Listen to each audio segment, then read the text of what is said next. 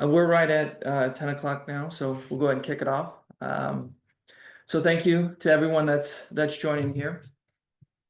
So we're going to take a look at this fictitious company, and I'll give a little bit of background on the company as well, and kind of Misty and myself. And the idea is just to kind of have a little bit of fun with this, and take a look at this from the perspective of a company that's trying to grow, and some of the things that we can do to help them get there. So kind of the idea is to, what we want to get out of this webinar. We've got this Capital City HVAC. It's not a real company. It's a company I made up. We'll give you some background on the company, the officers, and some of the key managers. And the idea here is to identify, some of the people-related bottlenecks. They've got some real dependency within the business on key employees and the officers. So we'll give you some ideas on how you can handle that if you're kind of running into some of those issues in your businesses.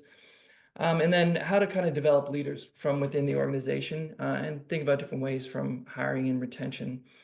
And we'll give you some pretty clear ways around how to really benchmark where your business is now, and then start making a plan for where you want it to go in the future. So as we're kind of going through this, if you have any questions, just put them into the Q&A function in the webinar. That way it gives us a way to kind of track those questions. And we've got a section at the end where Misty and myself will go through those and answer all those questions. So a little bit about myself. I've built, I've grown, and I've sold a business. I started a business in 2012. I built a team, and then I sold that business in 2021. So when I approach this from a business broker and a business coach perspective, I'm really thinking about this, from my experience working with my employees as a business owner and the different decisions that I made throughout the process.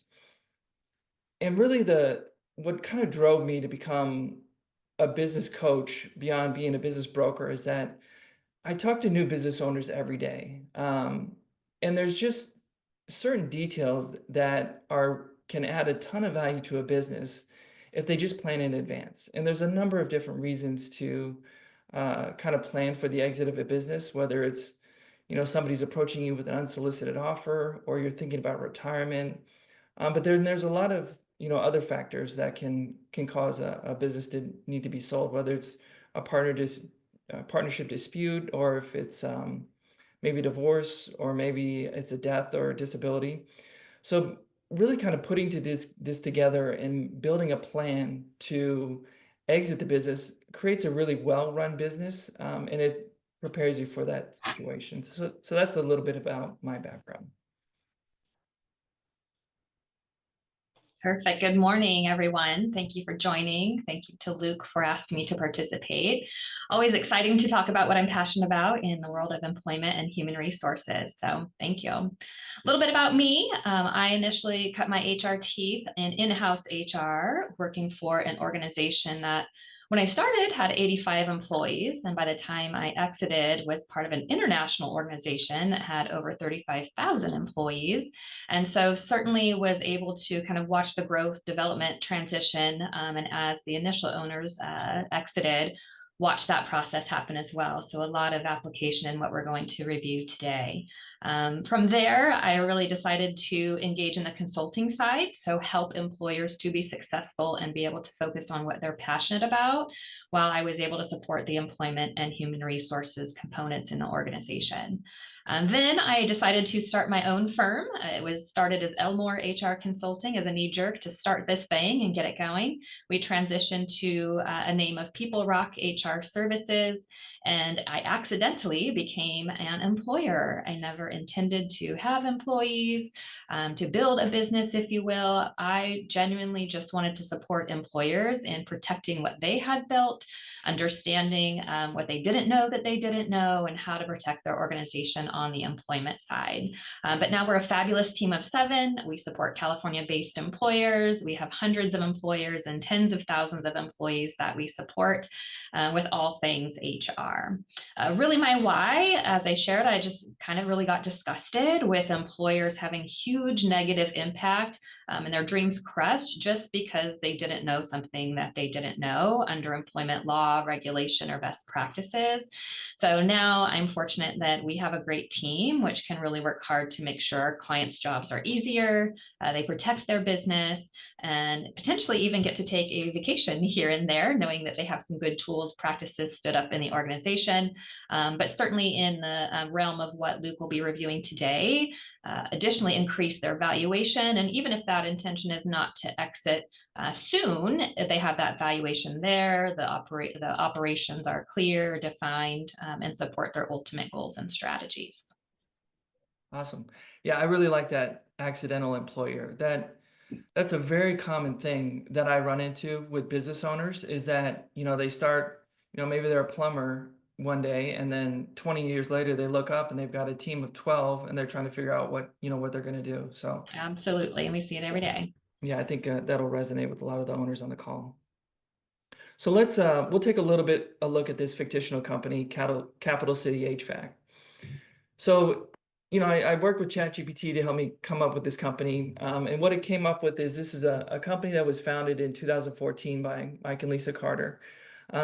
They started small, but then they grew into a regional leader. They've got 8 trucks, 14 employees, and they work with both residential and commercial contracts. 2024 was a strong year for them. They did 3.5 million in revenue.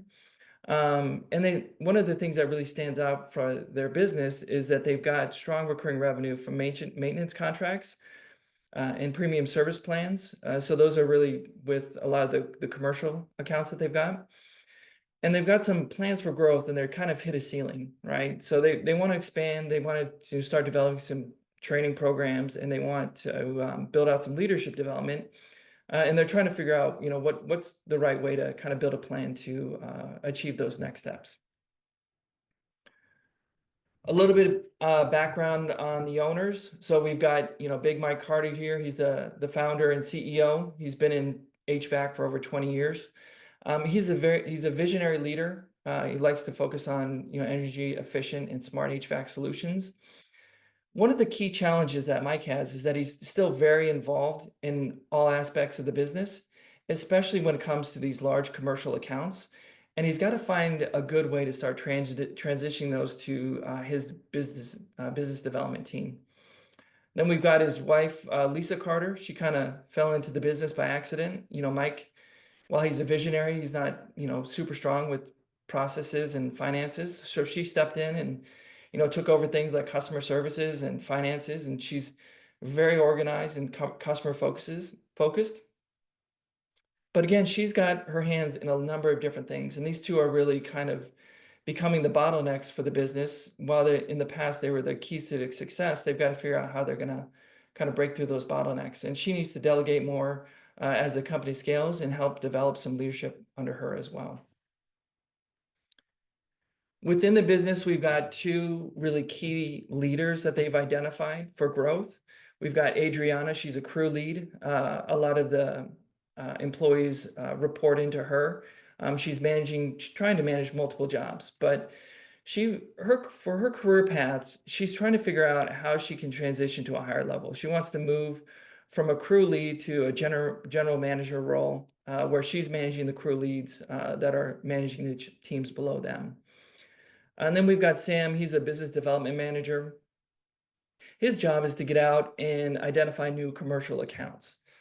So while Mike still owns a lot of those key relationships, we got to figure out how to build a team for Sam so that Sam can start taking over some of those commercial relationships and expanding their overall footprint in the commercial space. So whenever I start working with business owners from an advisory perspective, I give them this value builder assessment. And what the value builder assessment is it's a set of questions that we go through, and it's been given to over 80,000 different businesses. And it allows me to really kind of understand the organization in a really in-depth level and assign metrics to a lot of the key areas of the business.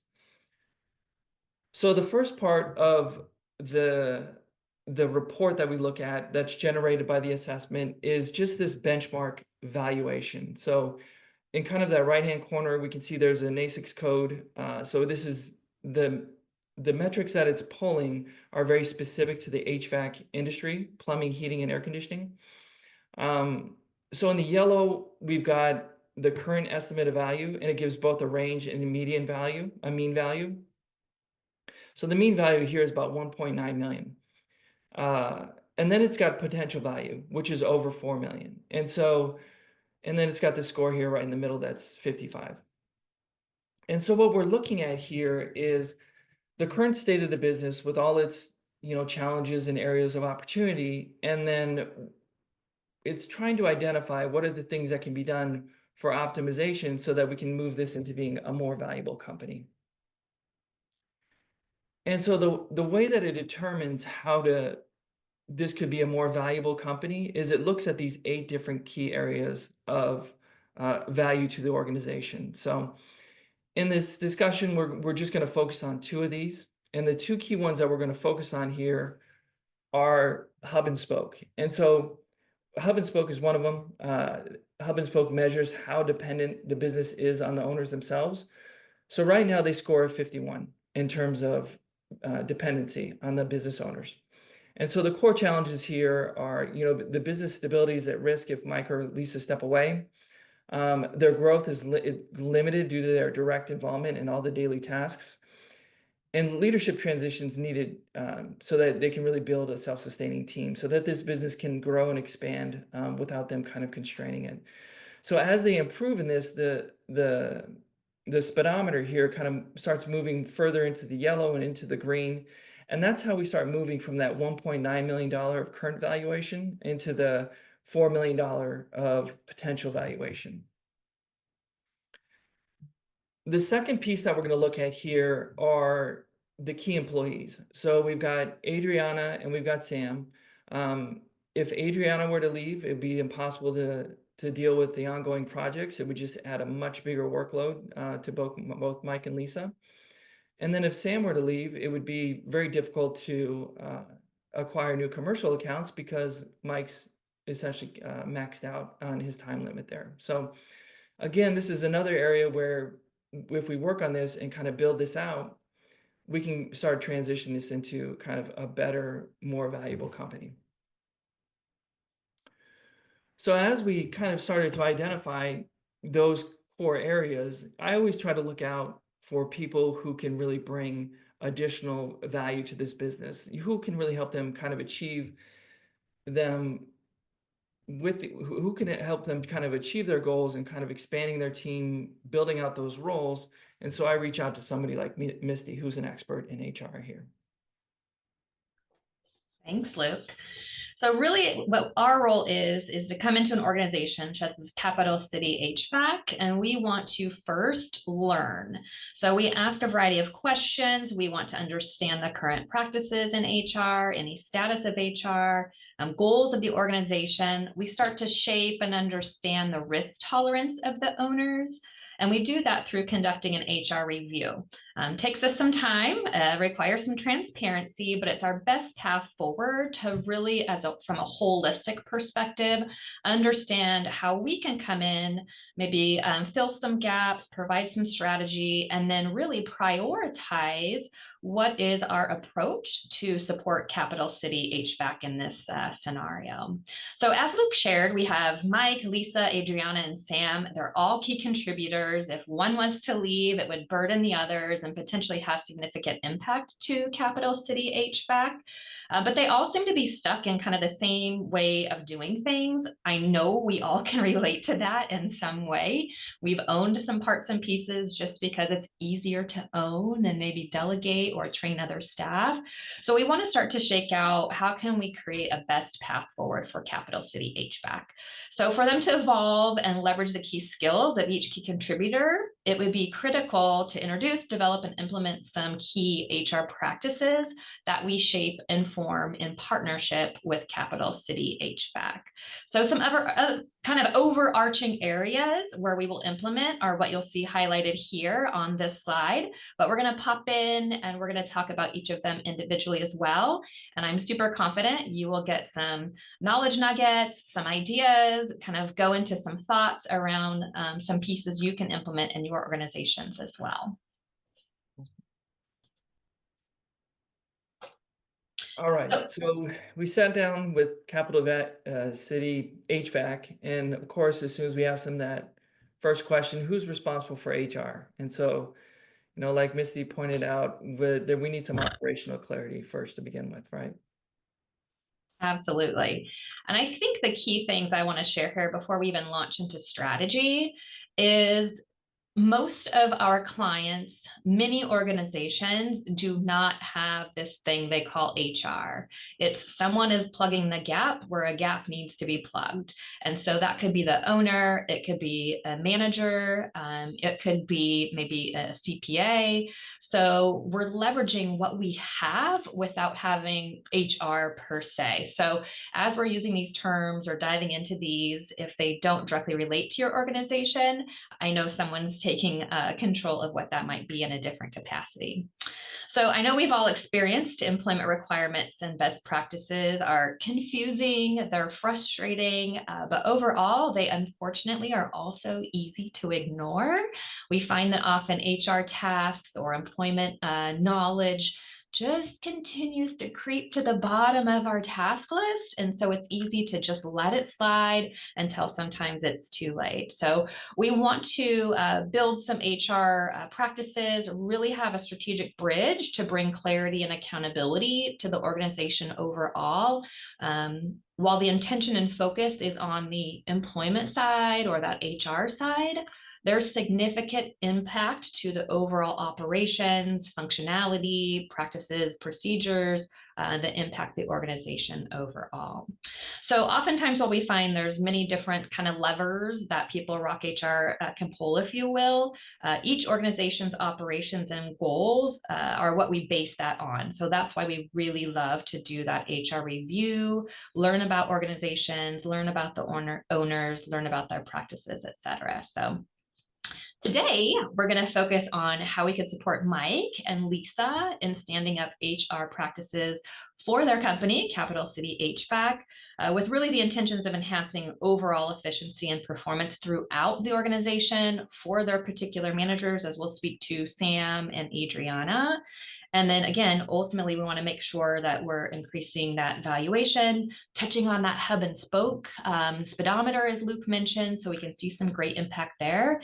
And then just have those benefits that fall into place of increased valuation, more consistency throughout the organization. And again, as I mentioned earlier, maybe Mike and Lisa can even take a vacation without a lot of sweat and worry and phones in their hand. Yeah, exactly. So we'll start with Mike. So, I mean, when we take an approach to HR with these businesses, it's always important to understand that HR isn't just a silo, right? It needs to be kind of involved in every area of the business. And so, Mike, he's always been very focused on company growth. He's very bullish on that, and wants to push forward as fast as he can, right? He's not a big fan of rules. He might see compliance as a four-letter word. So kind of give us some idea around how your approach is at the CEO level when you've got somebody that may not necessarily see the business value of HR and kind of sees HR as a silo where they're just responsible for something like compliance.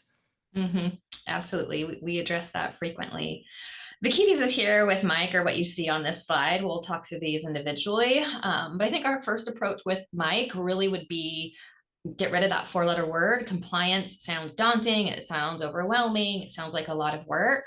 But we really kind of frame that in. We want to help Mike to protect what he's built, right? He's put a lot of time, energy, emotion into building Capital City HVAC. So we would come in to help protect that. Some of the key things we would focus on would be wage and hour practices and review, not just with Mike, but making sure on the payroll side, those frontline foremen and leaders understand when they can and can't approve time off, or when someone has to be approved to take time off to take grandma to go get her lab work, because oftentimes we see that the owners are not the ones that will inadvertently violate some of the laws and regulations, but it's those frontline managers as well. So if we can help Mike in creating that protection by educating his supervisors, foremen, leads, and of course, confirming practices at the organization level, that will help create that protection for sure. As part of that, we would definitely look at timekeeping practices. I'm sure all of you on the session this morning have heard of this thing called PAGA, or Private Attorneys General Act. There's been a load of dialogue around that this year. And previous years, there was just some reform last summer. So we want to make sure we're protecting the organization from those litigious claims that we see coming through. And then because Mike wants to grow the organization, he also wants to step it out of managing the commercial clients. We want to make sure we have the right people in the right seats. So we would help support the recruiting process, make sure we are asking the right questions. And when I say right questions, because I am HR, everyone tends to think the legal questions, right? What can we ask legally, which is a big part and piece of it. But I would really encourage you map into your interview process behavior-based questions. Give scenarios, for example, in blue collar industries, things like you show up at a client location, you had a scheduled time, you have this particular job you want to do, and then they tell you they want you to do something different. How would you handle that or approach that? So give them a scenario, ask how they would respond. How you frame your interviews is really important. And so we do a lot of education and provide a lot of tools around that process. And then we go through the onboarding. So again, we'd make sure they have the compliant or protective documents, tools, and practices in place.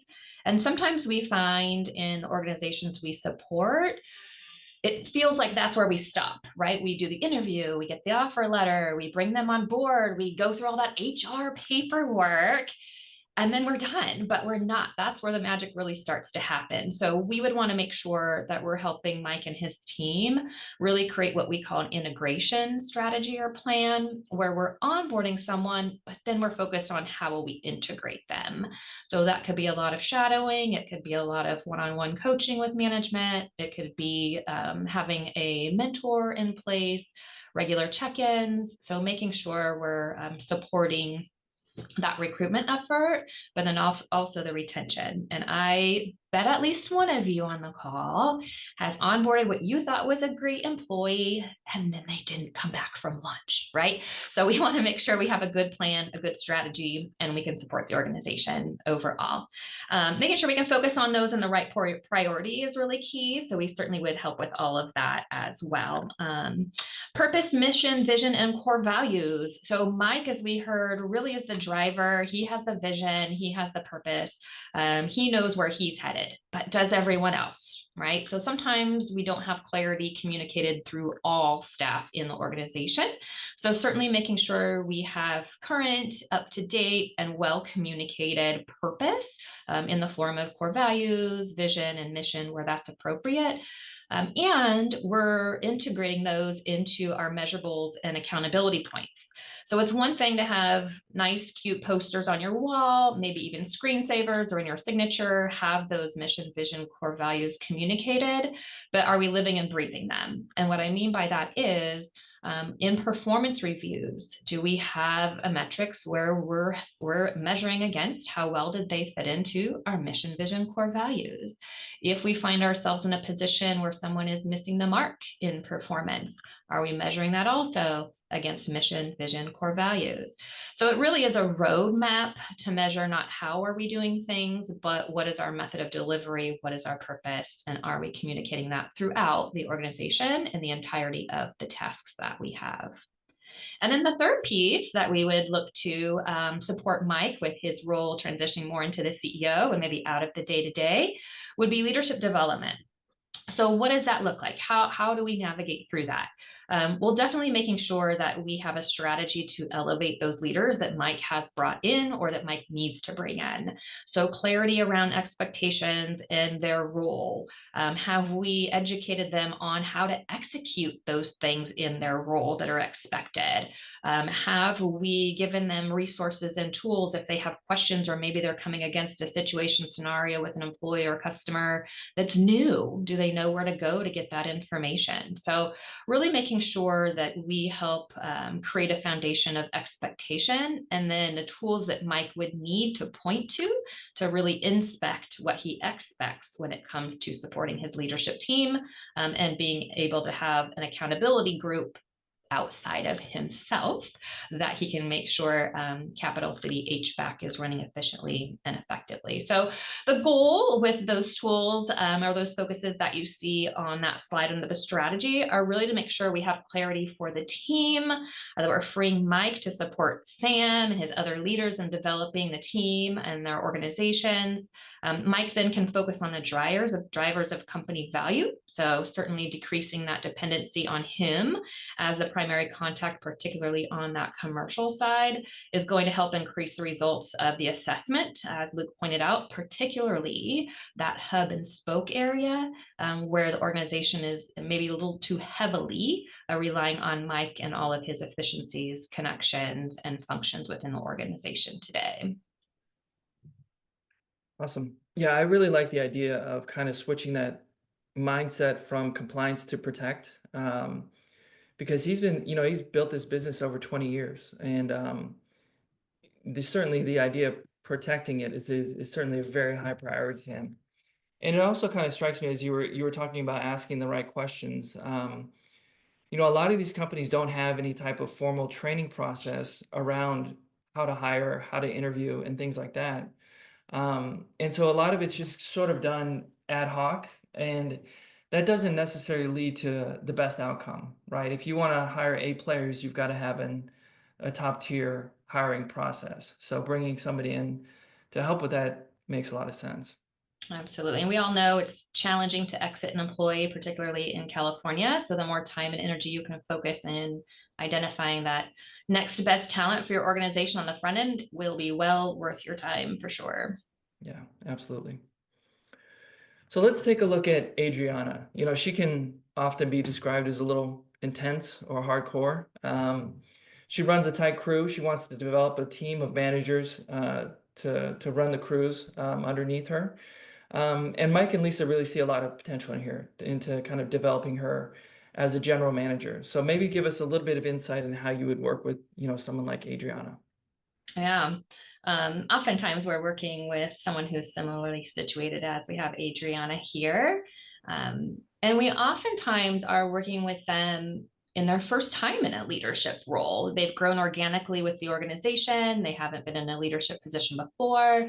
They were excelling in their role as the doer in the organization. So they were given the opportunity of leading, but going into it without any leadership foundation, if you will. So typically what we would do in this scenario is really work to develop a clear reporting structure, but including the level of decision-making clarity for each of those positions. Again, we can have a great org chart, but sometimes people, particularly if they're newer to the organization, aren't sure where that line of decision-making is. So we want them to understand where they're empowered to make decisions, where they need to seek out approval or guidance on those decisions as well, so that they can be effective in their overall accountability and execution.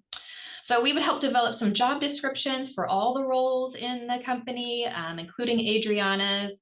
That would allow Adriana not just clarity on her role as the lead, but also to hold her staff and crews accountable to what their duties are and give her the comfort and confidence in delegating where that makes sense. So again, she can start to step out of feeling that she needs to own every decision or every part and piece that needs to be executed. So that will help her too in the fact that she has her eye on that overall GM role in Capital City HVAC so that she can start to step out of that day-to-day part and piece as the company evolves. Yeah. Sometimes when that happens, we go, oh my goodness, now we need to kind of backfill in the crews, if you will. So sometimes if we need to create new roles, maybe they haven't had foremen in the past, maybe we need to introduce that. Maybe they haven't had crew leads and we need to introduce that. We certainly can dialogue through what would be the best next steps in the organization from job assignment perspective too. So we do a lot of consulting in that capacity. And then certainly, as Capital City HVAC continues to grow, positions are evolving. Mike ideally will be stepping a little bit further back from that day-to-day engagement. We really want to make sure we have consistency throughout the organization. So starting to develop some SOPs, assessing different systems, making sure we have some training in place so that we can see that consistency throughout the organization. But moreover, in companies such as Capital City HVAC, our customers see and feel that consistency because that's what really contributes to positive experience, good reputation, and then just an additional bonus is clarity for our staff to reduce that turnover. So ultimately, overall, if we explore that we have the right people in the right jobs, we have check-in meetings, we're doing performance reviews, we have clarity on expectations, we have clear and defined reporting structure, we're going to see a lot of great benefits start to play out in the organization. Awesome. Yeah, I really like that concept of clarity of delegation. It seems like that's a really important conversation to have up front so that, she has the right expectations. Whoever's taking over her role as she moves into a role of general manager understands what, their level of authority is and what Mhm. decisions that they can make without getting her involved. And Yes, yeah, so I think that's really, really important. agree. All right, let's take a look at Sam. Right now he feels like he doesn't have this really clear career path. He's an individual contributor right now. His day to day is, cold calling on a lot of commercial accounts or following up on marketing leads or attending marketing events. And he started to build some relationships with the commercial clients that he's brought in. But as we looked at Mike earlier, he's overwhelmed with the amount of work that he's taking on. He's become that bottleneck. And one of the big things that he needs to do is to start sharing some of those commercial uh, relationships with those clients. And at some point, Sam kind of envisions himself building out a sales team where he transitions into a sales manager rather than just an individual contributor. So, give us some ideas on how you would work with someone like Sam to kind of work on that. Yeah, I think this one oftentimes we see as kind of a trifecta, right? We need to address what is Sam's strategy and plan that Mike sees. How will that impact Mike? Because we know Mike is currently handling those commercial relationships. And particularly as a business owner, there's emotion attached to that. That's what created the organization was those relationships, and Mike might get a lot of fulfillment by maintaining that connection. So we need to consider that. And then the third piece is the organization overall. So what is the impact that we desire as the outcome for the organization as we navigate starting to shift that business development piece around? So there's a lot of strategy and consideration, a lot of question asking, a lot of transparency coming back from the client to make sure that we're aligning all those parts and pieces. But really what we would do is navigate this with Sam, make sure he has clarity in the role, make sure we're working with Mike to define what that clarity is. Could be in the form of job description, but also, again, regular check-ins between Mike and Sam. And then we can really work to have Mike and Sam build and foster the relationships with the commercial clients, and have Mike start to kind of step out of that. Sometimes what we see, and some of you may experience or feel in your organizations, is we love that interaction with our clients. That fulfills us. We like to connect and hear the benefits that we've added to them. That's what gives us a lot of fulfillment and kind of touches on our individual why. So there's ways we can shape that where Mike can still be connected by maybe doing quarterly check-ins with the client or semi-annual check-ins with the client. So it doesn't mean that full connection has to go away, but there can be value add by having a lesser level of a connection where it warrants that kind of continuation or check-in, et cetera. So if we're talking about these things and you are thinking, oh my goodness, that's my favorite part, there's other ways to have that connection in a more efficient and effective way that at the end of the day will benefit your organization for sure. So we also would work with Sam beyond defining his role expectations and a partner paralleling that with Mike to really design what does this look like going forward. So as Luke shared, ultimately Sam wants to start to build out a sales team. So it's not a one guy show, but rather we are broadening the connections that Cap City HVAC has. And really expanding the number of customers, expanding the reach in the organization, maybe from a geography perspective. And ultimately, at the end of the day, that means more revenue. So that would be the goal. With that, we would partner with Sam to identify that ideal candidate. What does that recruiting and interview strategy look like? Let's start to shape probably a commission structure, because if they're sales, they'll be looking for that component as well. What are we going to do to set ourselves apart to be the employer of choice, maybe beyond some other offers that individuals who are interviewing may receive? And make sure we have a good strategy to onboard those individuals with the right tools and the right resources. And then we get back to that integration piece that I mentioned as well. So particularly in sales, we want to make sure we have consistency, we have clarity, we have the team following the strategy, et cetera. So ultimately, we're going to leverage all of that, build all of that. Meanwhile, incorporating those things we spoke about in supporting Mike with also, such as mission, vision, core values. So everyone's working towards that same ultimate goal. Nice. Yeah, I really kind of resonate with that concept of the resistance of Mike to hand over the relationship of his current clients, because I'm sure that those do have deep meaning to him. Yeah. He's probably been working with them for a long time. And I think, kind of that idea of it's just more of a mind shift again, where, he may not be the primary point of contact for those relationships, but he can always still play a support role, right? Yes. It's not like they're breaking up, right? Right. And he's not divorcing himself from these clients. He can still have a relationship there, and he should probably have a relationship with them, and as well as the new clients that Sam brings in as well, because we want some redundancy there in those Mm-hmm. relationships, and Right. we want them to feel like they're valued, and having a CEO involved always kind of makes clients feel like they're more valued. So, Absolutely. oops. All right, and then we've got Lisa. So Lisa's really the glue that holds this organization together. She really understands the value of compliance and setting clear expectations. She needs Adriana to develop into kind of this top tier general manager so that she can, focus on more high level strategic things. So tell us a little bit about your approach with someone like Lisa.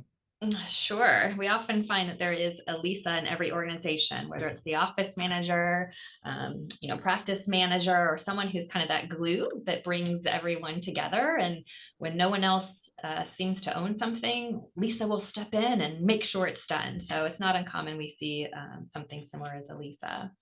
So here, I think for the purposes of Cap City HVAC, we really would leverage Lisa and her organization and her desire to create that structure by being a contact for us on the HR side. So she would be kind of who we would lean into to be kept apprised of any changes in the organization, any deadlines or things that are going to impact a strategy that we've outlined. We would ask her to partner with us on the development of maybe policies and procedures, at least from the initial outset. And those are things that you think of when you think policy and procedure and HR together. It's the employee handbook, right? Mhm. So making sure we have that tool and kind of work with Lisa to create that, and then certainly rolling Mike in for overall blessing and approval as well. But Lisa's going to know. Lisa's going to know as co-founder. Lisa is going to know as Mike's partner. Lisa is going to know as the glue that holds things together what's coming up on the horizon, so she can keep us apprised of that as well. Or if things need to adjust and change, let us know that also. So she really can also drive employee engagement and satisfaction. We can help build out some reward and recognition programs with her support, since it seems she's well connected with the staff. Really making sure we have that finger on the pulse, I think will come back through probably Adriana and Lisa at a good level. And then certainly by developing different tools, whether it is rewards and recognition, policies and procedures, if there are any memos that need to go out to the team, Lisa will be kind of freed up to handle and support work with Adriana to make sure that Adriana is receiving more of that native knowledge, if you will, or tribal knowledge when it comes to understanding Cap City HVAC, so that Adriana can step into that GM role and lead the organization from that perspective. Awesome. Yeah, I think when organizations kind of think about employee handbooks, I think there's sort of a negative connotation there, which I think is unfortunate because a well-written employee handbook, it doesn't have to be something that's just put on the back shelf, that you give as a new hire and just toss it back on the back shelf. Mhm. It's something that can really help understand the role, and it should be something that kind of evolves with the organization.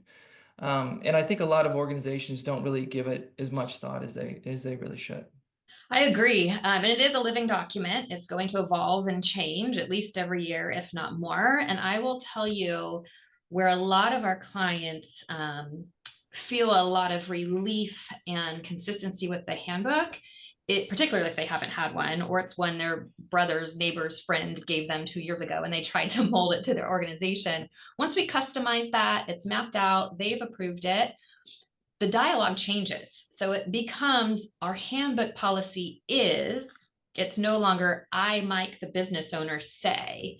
So it creates that consistency, it creates some separation. So our clients really thrive with that in place too. Yeah, and it creates a lot of clarity. Like Yeah. it's something that employees can reference when they have questions. So yeah, I think organizations need to take a little more advantage of that. Yeah. And we can do all the heavy lift. We create it. We just ask some questions that are key and we build it all out. So now that you've kind of met with the owners and the key employees, let's maybe talk to us a little bit about the overall how the changes will impact the company and the owners. Yeah, and I think this really relates back to your assessment as well and looking at some of those benefits, because HR does not always touch bottom line or even top line per direct measurable or something to point to, but it goes back to that protect.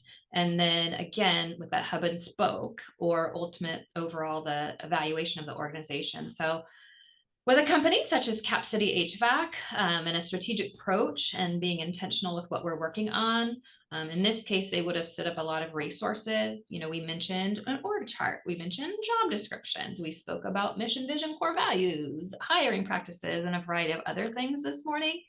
But really, the results of all of those strategies, tools, training, and dialogue fall into limiting liability, repeatable practices in the organization, building trust because of that consistency with your team and customers, having enhanced engagement, building rapport.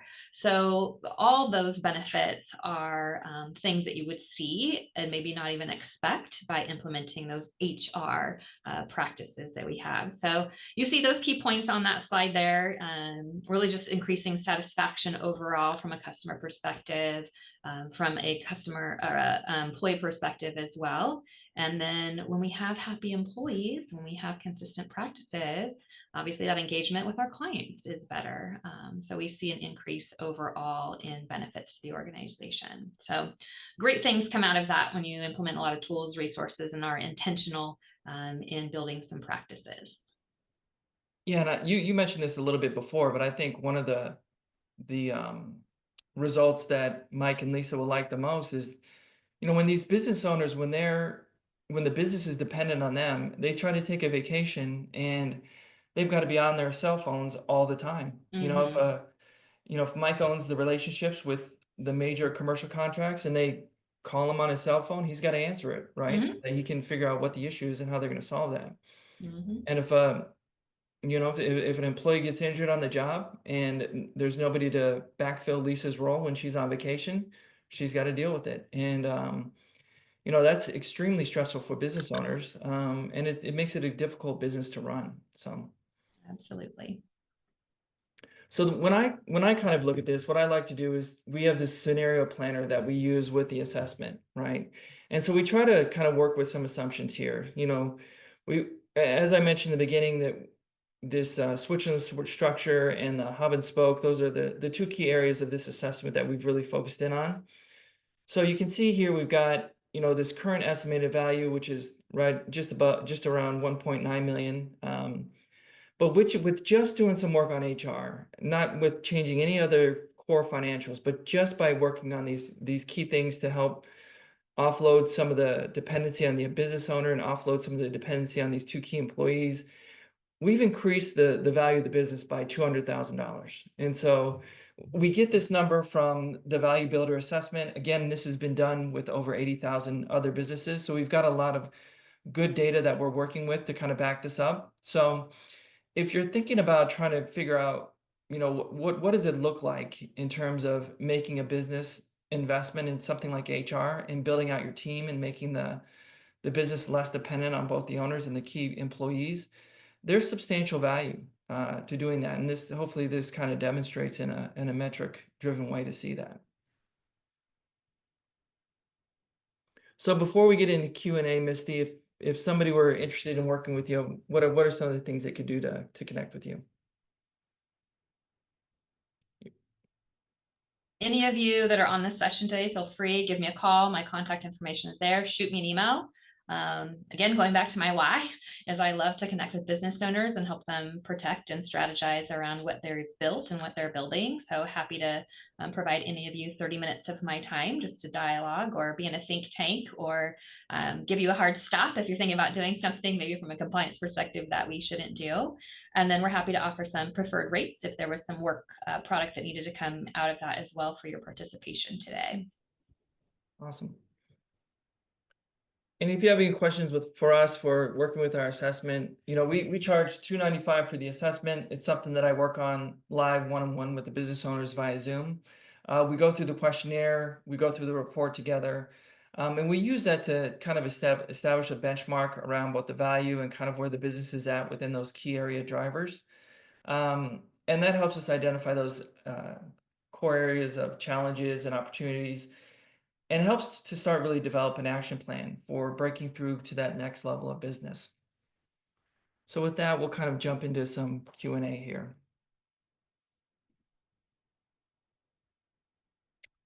So Misty, I think this first one's a good one for you. How do I write job descriptions or org charts when everyone wears multiple hats?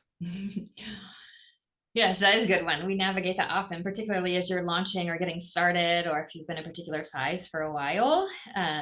It's really defining how do we want things to look going forward. From a compliance perspective and protective perspective, we always include other duties as assigned, but it's really starting to align job duties, expectations, and business needs with what we want the organization to look like, usually for the balance of about a year, because those job descriptions are living documents also. Yeah, I like that. I like thinking about job descriptions as living documents, things that are going to evolve as the business grows and Mm-hmm. evolves as well. Mm-hmm. How can I get my team bought into changes, especially if they don't like change? Another one we navigate often. We are humans and employees are humans, and change can be challenging. But really understanding we're talking to people in a way that is impacting their life, right? This is their job. This is how they pay their bills. This is where they spend a significant amount of their time. It's where they spend most of their waking hours during a day. So communicating the why, and we often find that just giving the purpose behind the change gives a lot of clarity. It's met with friction when we simply have a business owner or manager go in and say, this is the way it is tomorrow. So we help clients shape a lot of that delivery a lot of the communication, and make sure that we have a strategy around making those adjustments and changes. And it's the right change initially on the front end. Nothing worse than making a change and then having to unwind it in the coming weeks, days, or months. So a lot of front end assessment, a lot of intentional communication. Yeah, and I would add that, change starts at the top, right? Oh And yeah. so as leaders kind of start to change their roles, the managers that report into them see how their roles need to change. And as those managers change their roles, then the folks that report into them start to understand. And, Mhm. as you're working with your direct reports, it's important to understand, what are their kind of goals for growth, right? And, where do they want to be, in the future, and how do they see their role within the business evolving? And that way you can kind of position the change in a way that helps them kind of achieve what they're trying to get to. Right. Absolutely. That'd be a key part of the strategy for sure. So we kind of talked about this one a little bit, but maybe we'll touch on it again.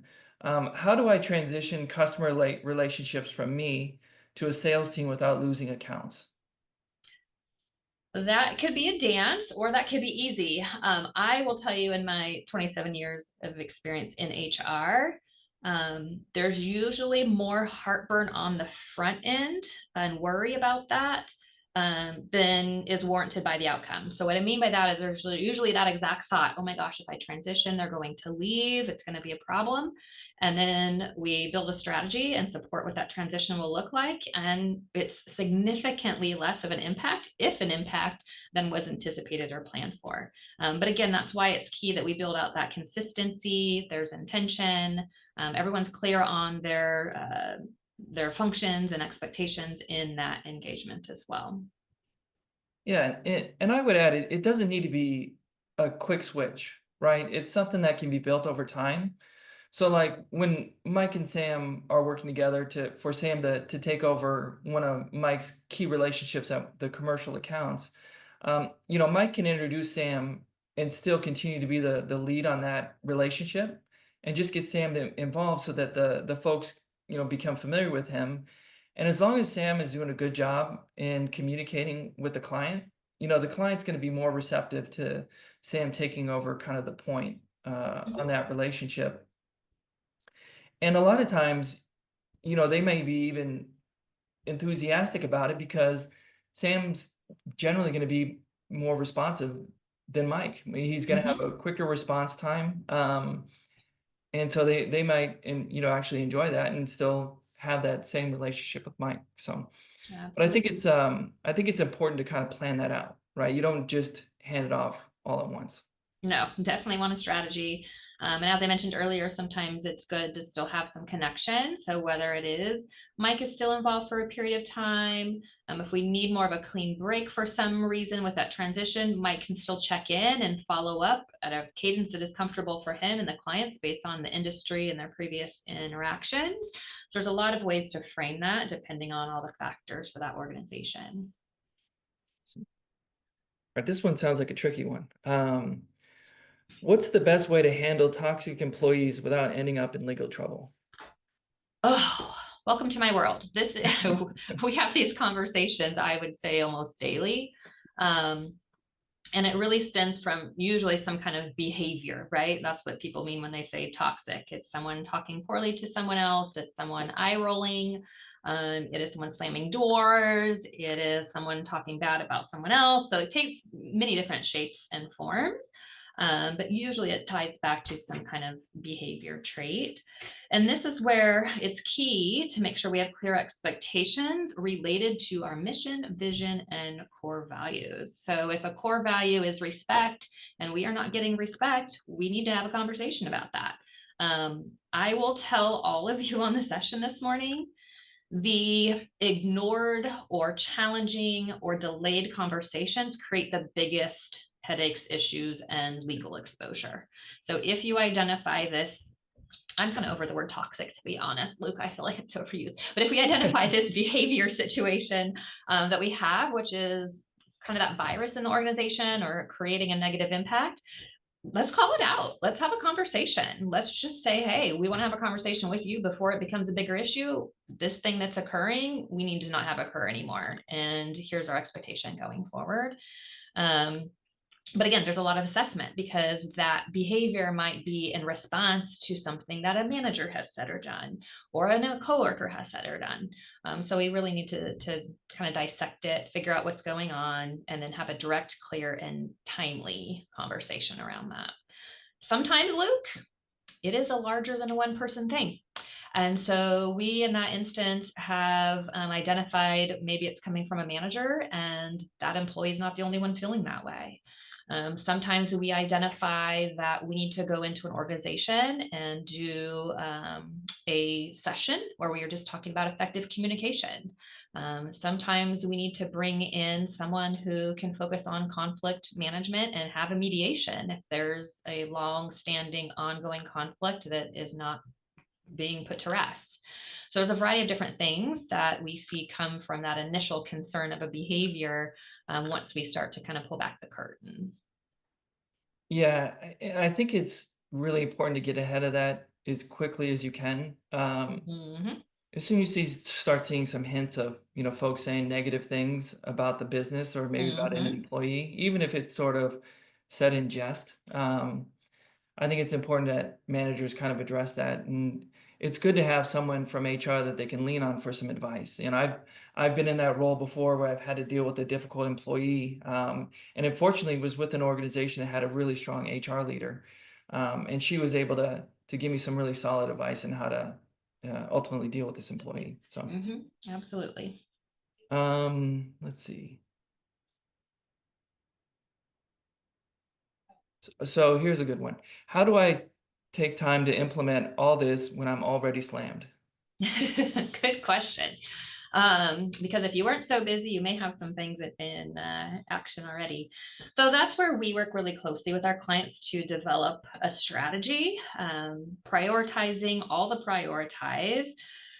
priorities rather, and then we prioritize those based on the ultimate goal of the organization. So we, with our what we call our strategic engaged clients, meet with them once a month on a particular HR competency or strategy.